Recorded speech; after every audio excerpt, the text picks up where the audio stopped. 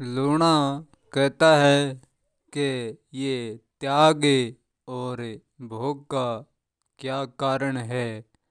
जो सब लोग त्याग और भोग की बातें करते रहते हैं। कोई चीज के पीछे त्यागने का क्या कारण है और भोगने का क्या कारण है।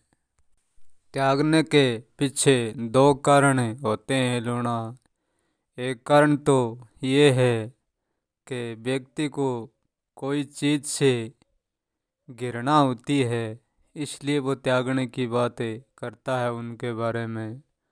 और दूसरा कारण ये है कि कोई व्यक्ति को चीज़ें या बात दुख देती है, भोगने में दुख देती है, तब वो उन चीज़ के बारे में त्यागने का विचार रखता है और त्यागने की बातें कहता है।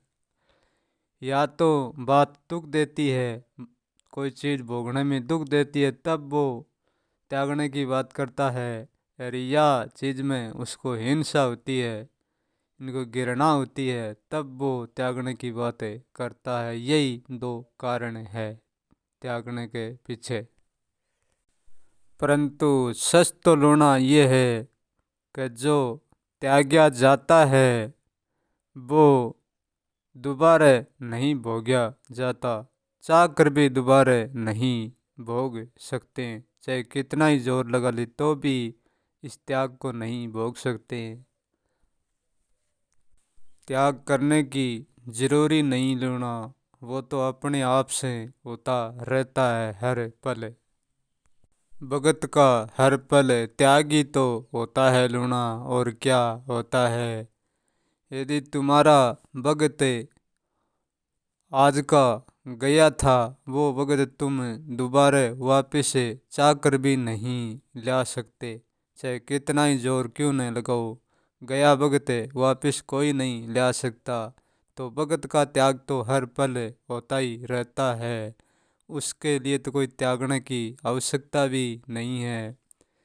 और त्याग जो चीज़ों का दो त्याग होता है, वो त्याग कर भी कोई त्याग नहीं होता। क्योंकि चीज़ों को तो जानकर त्यागा जाता है, वो त्याग जब भोगने में आता है, वो त्याग भला त्याग कैसे कहलाता है।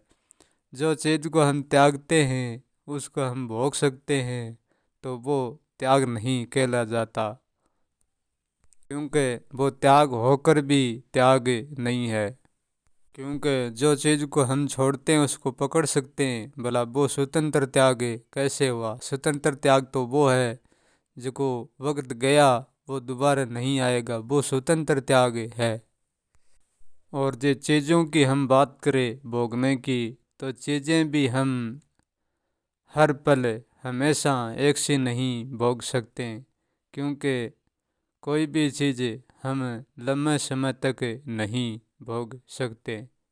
उसमें भी हमको रुकना ही पड़ता है। उसमें भी हमारा त्याग अपने आप ही हो जाता है। क्यों वक्त का त्याग वक्त से होता है, और जो हम करते हैं और न करते हैं वो एक हमारी इच्छा है। क्योंकि इच्छा त्याग करने और न करने से ही होता है। वक्त एक ऐसा वक्त है, जो अगला वक्त है वो तो हमारे काम आने को होता है। और जो वक्त बीत जाता है वो वक्त हमारे कभी काम नहीं आता है। हाँ, चीज़ें हैं वो हमारे काम आती रहती हैं। वो अगले वक्त में काम ही आ, आने के लिए होती है। और वो पिछले वक्त में भी काम में सागे बीत जाती है। वक्त के साथ ही हम भोग कर उसको बिता देते हैं। और अगले में आने वाली हर चीज़ वक्त के साथ आ जाती है। चीज़ों का आना जाना जरूर है, लेकिन वक्त का केवल केवल वक्त का बीत जाना ही है, वापस नहीं आना। और जिसके सारा भोग सेट होते हैं वो त्याग की बात नहीं करता है।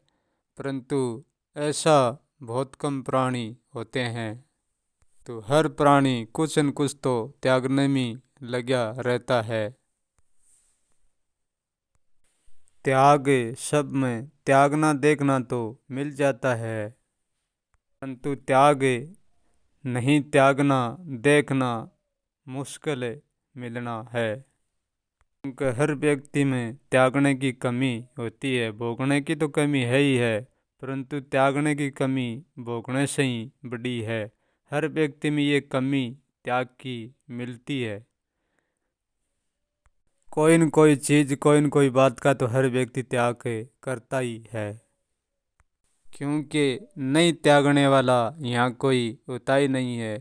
क्योंकि हमारी सांस का भी पल पल त्याग होता है, हमारे सांस और विचार का पल पल त्याग होता है तो पल पल भोग भी होता है। क्या त्यागी त्यागने से बड़ा हो जाता है? क्या भोगी भोगने से छोटा हो जाता है? नहीं, त्यागी कोई त्याग करे बड़ा नहीं होता, भोगी कोई भोग करे छोटा नहीं होता।